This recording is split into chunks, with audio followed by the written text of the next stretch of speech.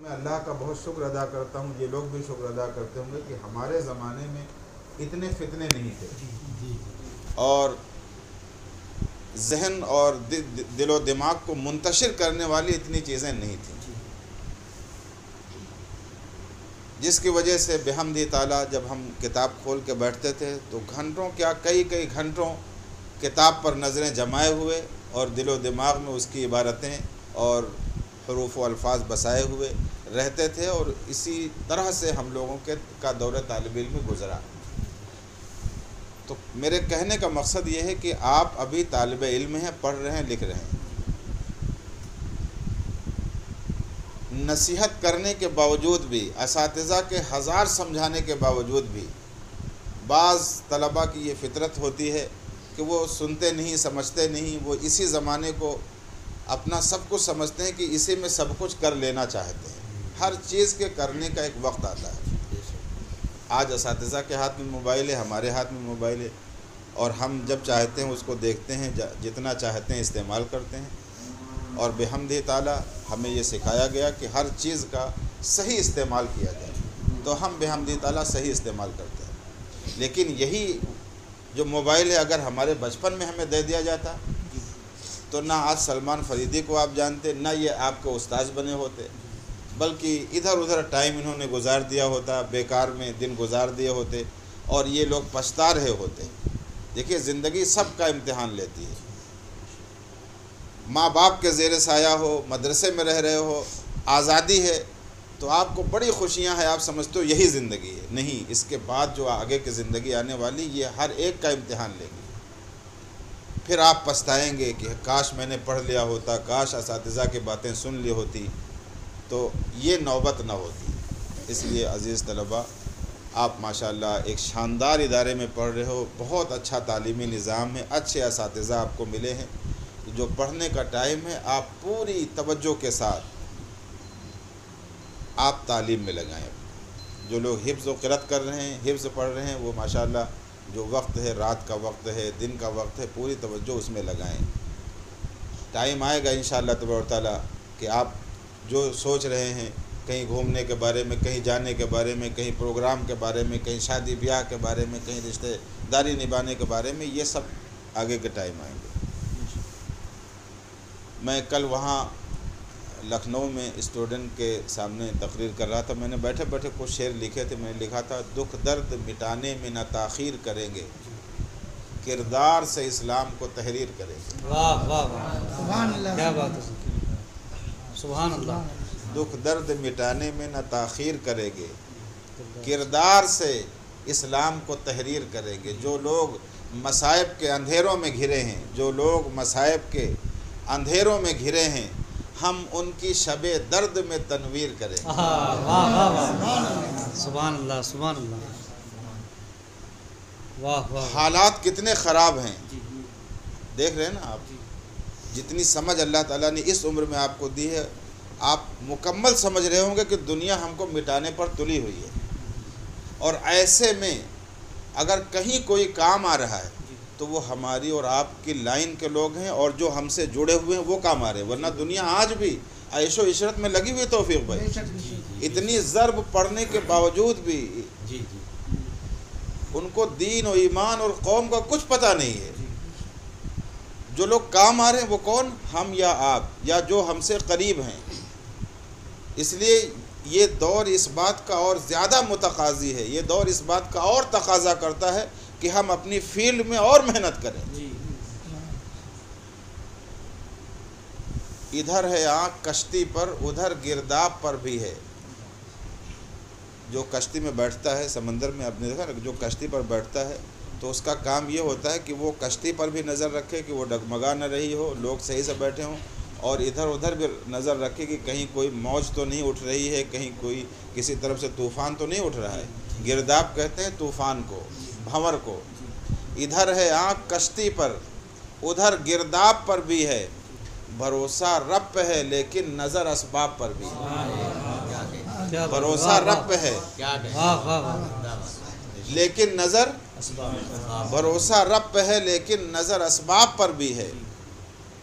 اور اسی میں نے آگے ایک شعر کہا تھا کہ طلب مقبول اس بندے کی ہوتی ہے، طلب مقبول اس بندے کی ہوتی ہے قدم جس کا عمل کی راہ پر ہے اور دعا کے باب پر بھی ہے۔ عمل کی راہ پر ہے اور دعا کے باب پر بھی ہے، اور فقط خون کی روانی سے کوئی زندہ نہیں ہوتا۔ فقط خون کی روانی سے، یہ خون چل رہا ہے، اس سے ہم زندہ، فقط اسی سے زندہ نہیں ہیں۔ فقط خون کی روانی سے کوئی زندہ نہیں ہوتا۔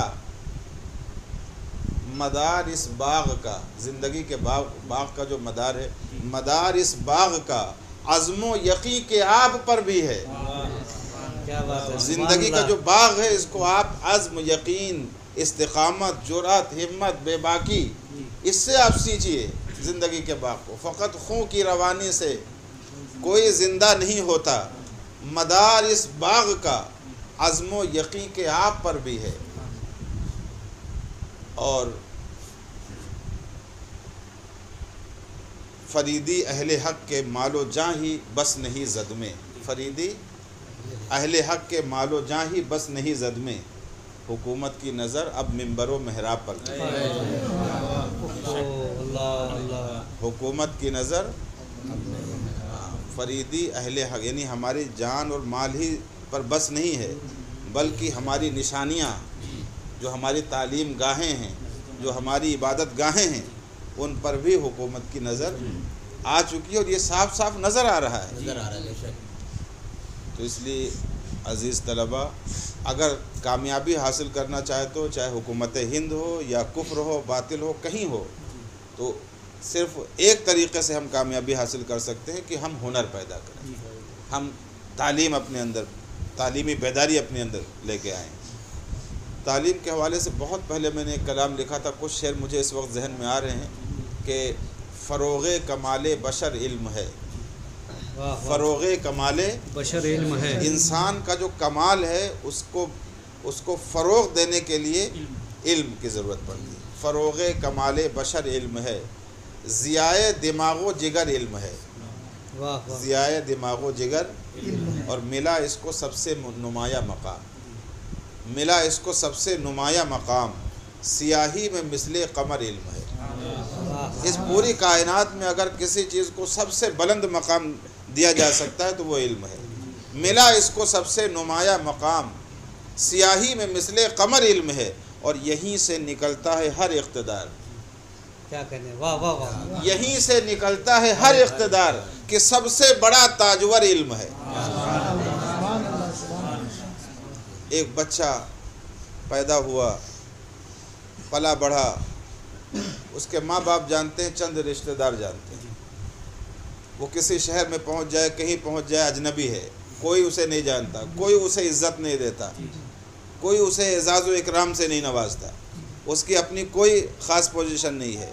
لیکن جب وہی بچہ مدرسے میں آ جاتا ہے اور پھر وہ گمنام بچہ دھیرے دھیرے قرآن کی تعلیم حاصل کرتا ہے، حدیث مبارکہ پڑھتا ہے، تو دھیرے دھیرے اس کی عزت بڑھتی چلی جاتی ہے، اس کا اعزاز بڑھتا چلا جاتا ہے، اور پھر ایک دن وہ آتا ہے کہ وہ گمنام بچہ جو بالکل اندھیروں میں تھا، وہ بالکل علم سے مزین ہو کر ستاروں کی طرح چمکتا ہے۔